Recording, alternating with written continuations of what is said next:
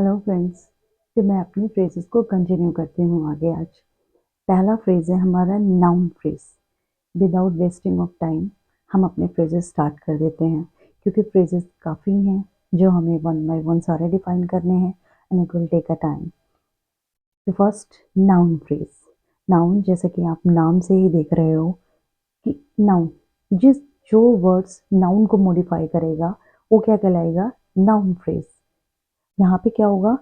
ये नाउन या प्रोनाउन, इन दोनों ही वर्ड्स में किसी एक को डिफाइन करेगा और उसी के प्लेस पर आएगा, वो हमारा नाउन फ्रेज कंसीडर होगा। इसका हमारा जो फॉर्मूला है, जो स्ट्रक्चर है, वो होगा प्री मॉडिफायर्स प्लस नाउन। अब आपको एक चीज़ यहाँ पे क्लियर करना है, ये प्री मॉडिफायर्स और पोस्ट मॉडिफायर्स का क्या चक्कर है, क्योंकि ये चीज़ें बहुत कंफ्यूजिंग हैं। नाउन तो आप लोग को क्लियर है, बट प्री एंड पोस्ट में आप लोग को डिफरेंस समझना है। Pre modifiers plus noun, pre modifiers हमारे होते हैं वो वर्ड्स, कौन कौन से वर्ड्स जो हमारे नाउन को मॉडिफाई करते हैं उसके पहले आकर। जैसे कि यहाँ पे क्या है? The red house is at the end of the street. जो हमारा हाउस है वो क्या है? नाउन। और हाउस कैसा है? रेड। तो ये क्या है? Adjective, right. तो जो एडजेक्टिव बेस्ड हमारा नाउन है वो क्या हो रहा है यहाँ पे? Pre modifier. और लास्ट में क्या हो रहा है आपका? Eight the end of the street. कहाँ पर है? स्ट्रीट के लास्ट में। Street is again noun. अब नाउन के प्लेस पे आकर और किसको मॉडिफाई कर रहा है? नाउन को ही मॉडिफाई कर रहा है। अब नेक्स्ट एग्जांपल पर हम आते हैं, noun plus post modifiers. Post modifiers क्या होते हैं? जब हमारा जो एडजेक्टिव है, जो मॉडिफाइंग वर्ड है, वो नाउन के बाद में आए। जैसे कि आप देख रहे हो the house which is red. तो हाउस क्या है हमारा? Noun, right. जो कैसा है? लाल।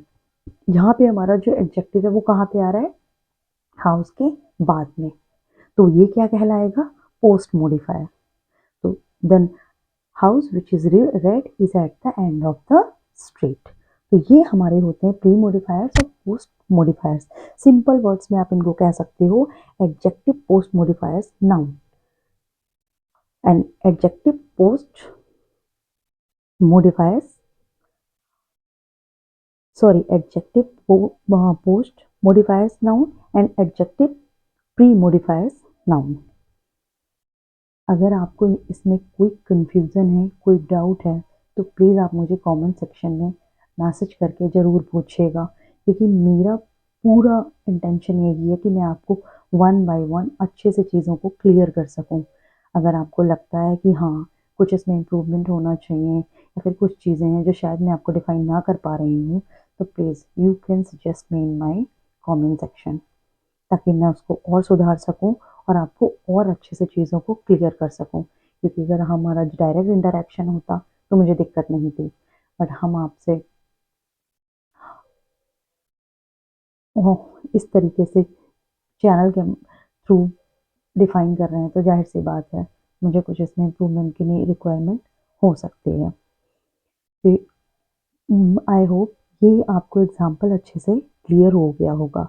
अगर आपको ये एग्जाम्पल और स्ट्रक्चर नाउन फ्रेज का क्लियर है, तो मैं श्योर हूँ कि आप अपना नाउन फ्रेज को बहुत अच्छे से डिफाइन कर सकते हो। इसका एक सपोज, इसके एक दो एग्जाम्पल्स मैं जैसे आपको बोल देती हूँ, like the man in the blue coat is a farmer, right.